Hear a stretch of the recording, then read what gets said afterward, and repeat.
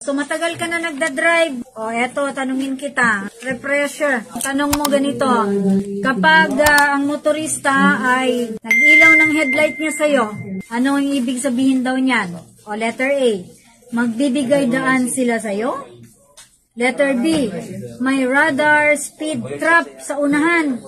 Or letter C, binabalaan kanila ng kanilang presensya. Anong sa palagi mo tamang sagot? Magbigay daan. Yung letter A. Letter A. O dapat talaga mag-undergo ka ng exam kay mali yan.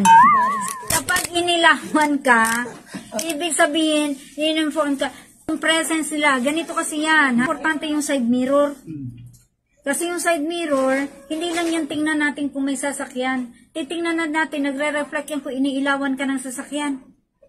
Kasi ibig sabihin, pag inilawan ka, napaalam nila sa'yo na naandyan siya sa likod. Ngayon naman, sa lubong. O diba, inilawan ka. Pag sa may tulay na yung mga one way lang, diba merong mga kumpuni sa daan, ini-inform ka nila na naandyan siya. Minsan naman sa kurbada, sharp curve, hindi mo kitang kasalubong mo. So mag-headlight tayo.